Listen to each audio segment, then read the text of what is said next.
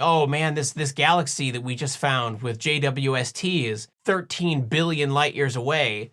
No, it isn't. Or is it? Maybe at some point, but not when that light left and not when it has arrived. Uh-huh. Hey crazies, welcome to another installment of Wife Reacts. This is my wife, Awkward M. Hello. Okay, so how familiar are you with how we measure distances in space? Oh, I'm not at all familiar. At all? No. Okay.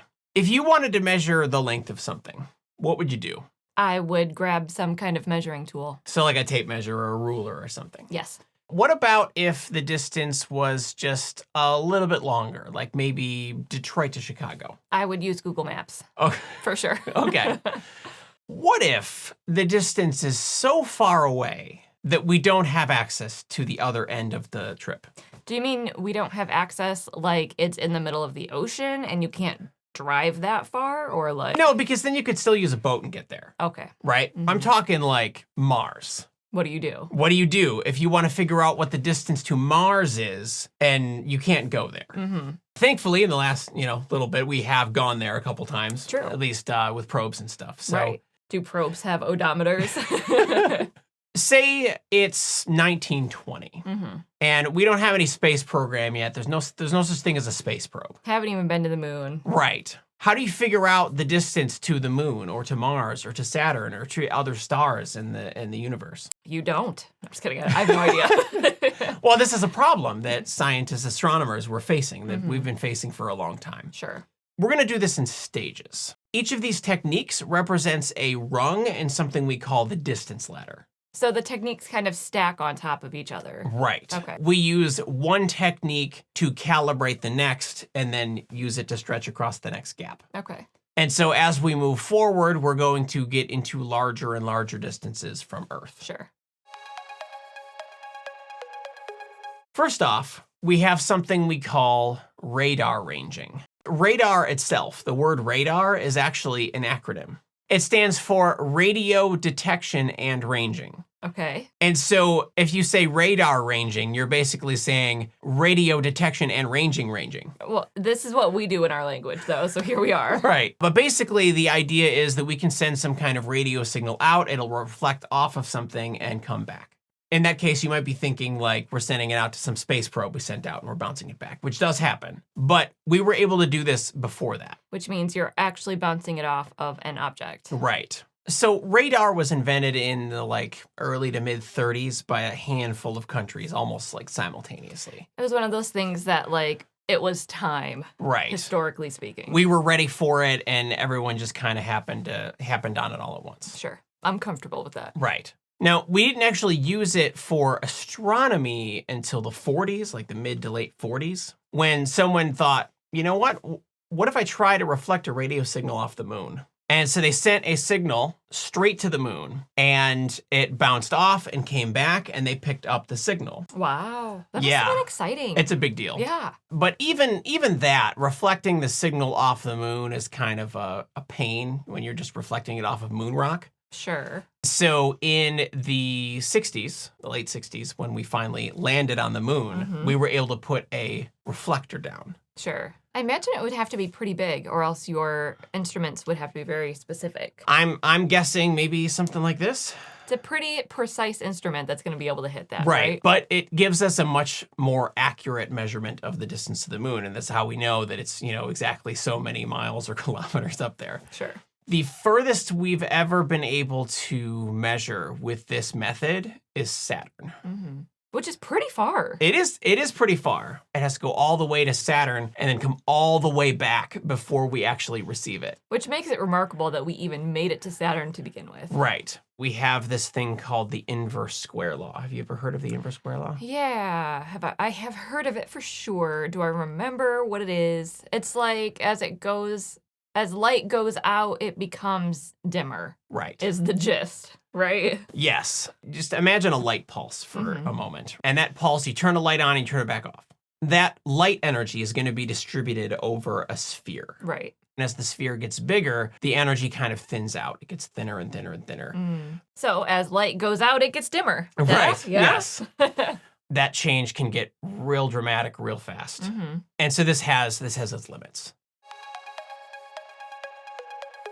So you're a biologist. I am. You know how we have binocular vision, right? Yes. We have two eyes which allow us to see, some semblance of depth. Yes. Human eyes are anywhere from like 2 to 3 inches apart. It's like 5 to 8 centimeters. Okay. This gives us two different images that our brain kind of parses out. Right, because brains are wild. Right. There's a discrepancy in where an object is based on how close it is to you. Sure. So if you look with one eye versus looking with the other eye, the object actually shifts back and forth. And the closer it is to you, the more it shifts. Sure. For human eyes, this works out to, say, 65 feet or 20 meters. We get a pretty good depth perception out to that far. After that, it starts to falter a little bit. Things are a little too close together in the two images for our brains to parse out how far away they are. Sure. So we can take advantage of this binocular vision method astronomically, but we need a much larger spacing between the images. Okay. Between the eyes. Sure. It's called stellar parallax.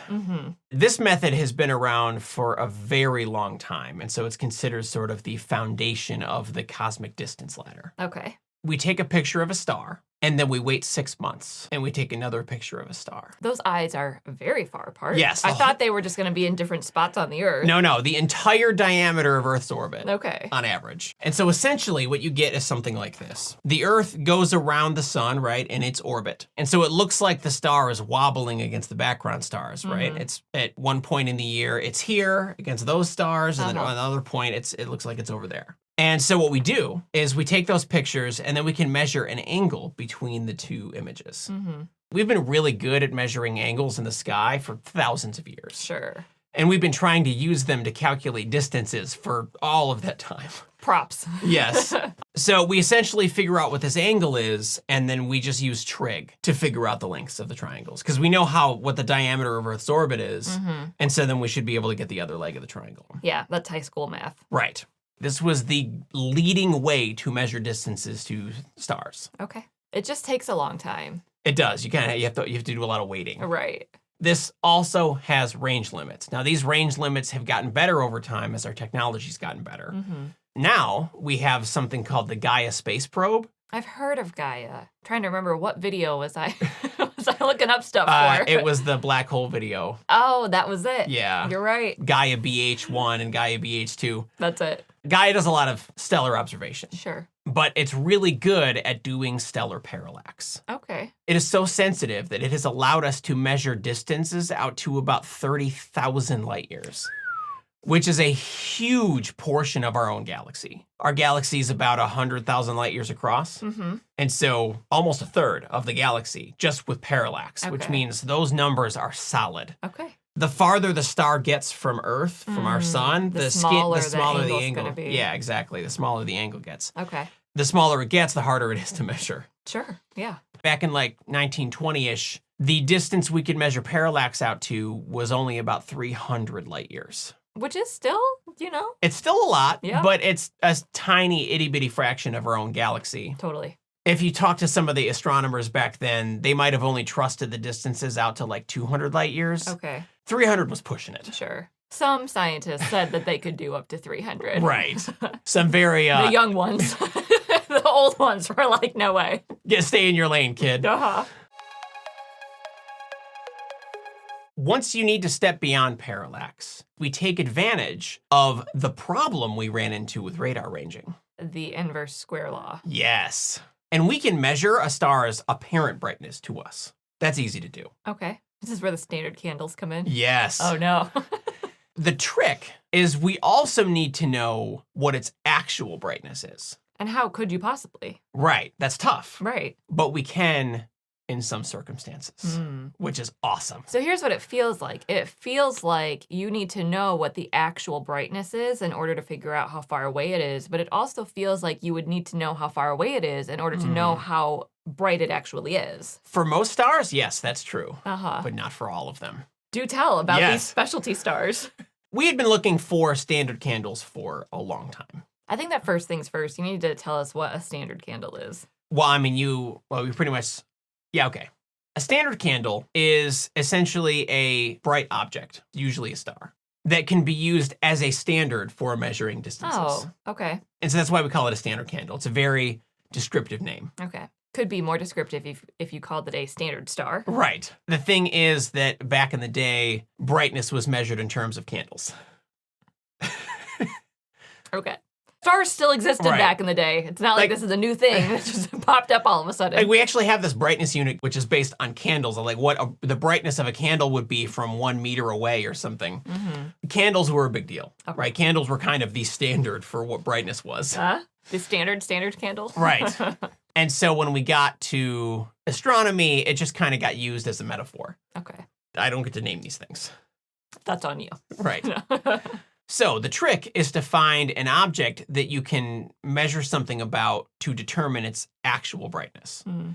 We have actual brightness and apparent brightness. Okay. We could take advantage of the inverse square law as long as we have both of these numbers. How can you have both of these numbers without knowing how far away it is? It's a very good question.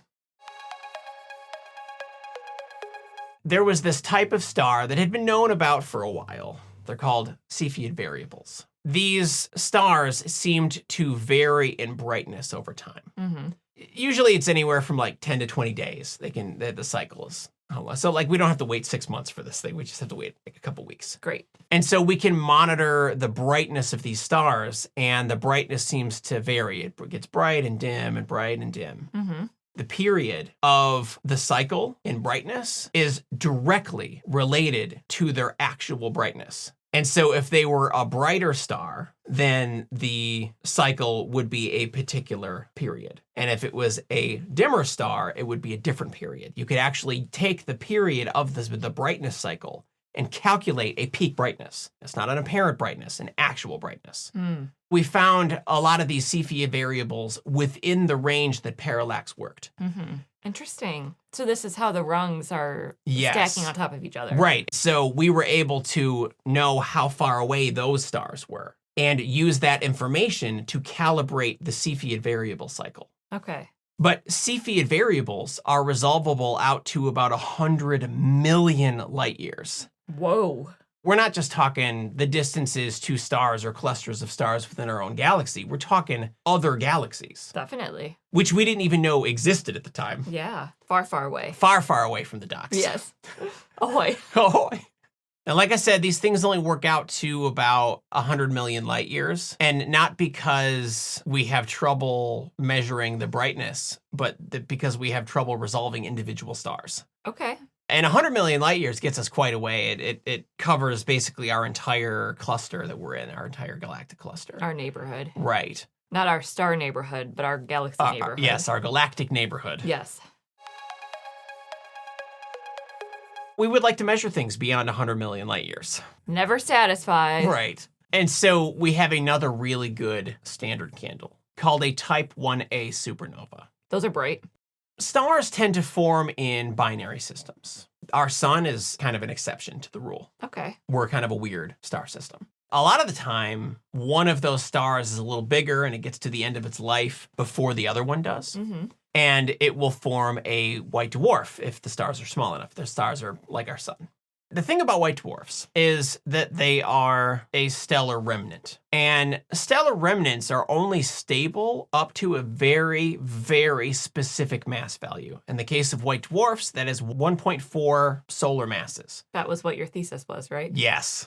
Let's say a white dwarf formed in a binary system, the other star is still a star, and it starts to siphon material off of its companion. Which one? The white dwarf starts to suck mass off of its companion. Okay. Eventually, the mass of the white dwarf is going to grow to 1.4 solar masses, and it's going to collapse on itself. Uh-oh. We're going to make a black hole? If anything survives, it'll make a neutron star, but usually nothing survives. Okay. The explosion is too dramatic. Okay. And so what happens is it collects enough mass, it hits that number, that 1.4 solar masses, and collapses and explodes. Okay. And because they always blow up at 1.4 solar masses, we know exactly how bright that explosion is supposed to be. Okay. How long what kind of time scale are we talking about here? Do you know? My guess would be days. Okay. When you're talking about stellar stuff, I don't know, the time scale can be very long. Right. They are well within, a human lifetime. Okay. We began to find some of these within the 100 million light years that the Cepheid variables worked. And so we were able to use the Cepheid variables to calibrate the Type 1a supernovas. Sure. And because Type 1a supernovas are so bright, we can see them out much, much farther. We're looking at 3 billion light years. Wow. And so we have the next rung on the ladder. Sure. Once we're beyond the range of Type 1a supernovas, we have to use redshift. I was wondering if that was going to play a part in this. It's the only thing that we have left. But because some redshift is measurable within the range of Type 1a supernovas, we can use the Type 1a supernovas to calibrate the redshift for distance. Of course. And so now we have our last rung on the ladder. In fact, there are some distances within the range where redshift is the only thing that works, where it doesn't even make sense anymore to mention a distance in parsecs or light years. Because it's just so far. Right, it's so far away that we end up with significant ambiguity about what the word distance even means. That's absurd. That doesn't even make sense. Not only does it become model dependent, but depending on what kind of distance you want, do you want proper distance, the distance that they currently are, or do you want the distance that they were in the past, or the distance that the light traveled? They're all different. So at that point, do you just say that it is far, far away? You just say that it's a redshift of 8. You just quote the redshift and move on. And that means something to some people. We have given up because the redshift is what matters anyway at that distance. Okay. So why bother coming up with a light year distance? Well, because we like to know how far away Because we are. like to know. And so whenever you hear something, oh man, this galaxy that we just found with JWST is 13 billion light years away. No, it isn't. Or is it? Nobody knows, apparently. That is the distance that the light traveled to get here. Okay. It traveled 13 billion light years to get to Earth from where that galaxy was when the light left. And so since then, it has expanded away from us for 13 billion years. Right. And it is now much farther. It is now much farther away, and we can use models to determine how far away it currently is. But that is model dependent, and so maybe not all that useful. Okay. And the light is what we're analyzing anyway. Sure. We might as well quote the number that the light traveled. That specific galaxy at that specific time was that far away. No. No. It was a lot closer than that. What? Because expansion. Yeah. Because remember, the light was traveling, the light was traveling for 13 billion years. You're right. And so the light had to travel a lot farther than that galaxy was 13 billion years ago. Space expanded. Because space expanded. How frustrating for that light. It's so that annoying. light is like, I'm just trying to get to the place. And then space just keeps expanding and fighting its travel. And so when we say that this galaxy is 13 billion light years away, maybe at some point, but not when that light left and not when it has arrived. But you have to be able to communicate it somehow. Right. This is information that has to be able to be communicated. If you're trying to communicate it to a non-scientist saying, well, Z equals 6, like that doesn't mean anything to anybody. Yeah. It's far, far, far away. Yeah. Far, far away. So far away, the distance doesn't even make sense. Right. But this is the best we can do for you. And it's going to be farther away than something that is whose light has been traveling for less time. Correct. We have relative Yeah. distances. Communication can occur. Yes. If we bring this back to the beginning, right? When we talk about when we measure length, we want a measuring device, we need access to both ends.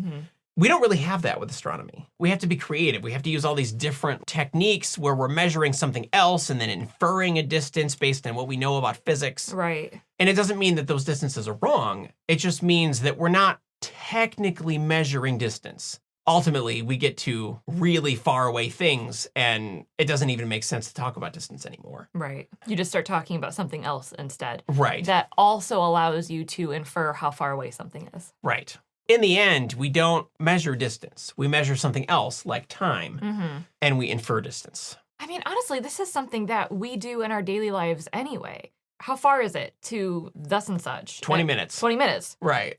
That we already do this. This is very natural for us. Right. And so this isn't that much of a stretch, and it isn't any reason to like question the cosmic distance ladder. Right. We've been developing this thing for a century, over a century, Right. and it's really solid.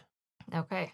I'm just gonna sneak in here for a minute to let you know the next Science Asylum video is already on Nebula. It's all about the fact that you can't tell the difference between being in an accelerating rocket versus standing on Earth, and how that led to a deeper understanding of gravity. This is gonna be hilarious. Where do you think you are, man? Well, I can't tell exactly, but I feel my weight against the floor, so I'm gonna guess this room is somewhere on Earth? Nebula is a creator-owned streaming service with a mission to empower those creators. Everything is completely ad and sponsor free, which honestly is how all videos are meant to be experienced. They have a wide selection of content, and it's stuff I actually watch. Joe Scott, Up and Atom, Uno Dos of Trace, and more. The Science Asylum is there too, including our next video, weeks early. If you sign up for Nebula using my link below, you'll get access to that video right now. You'll also get a huge discount, 40% off. That's only $250 a month for the annual plan. $30 gets you everything on Nebula for a year. And on that note, let's get back to the cosmic distance ladder. Whew. We climbed the ladder. Right. Got all the way up. All the way up. It's quite a ways. Yeah. Well, on that note, until next time, remember, It's okay to be a little crazy. many of you pointed out on the last video that it's odd for NASA to name a telescope after an administrator.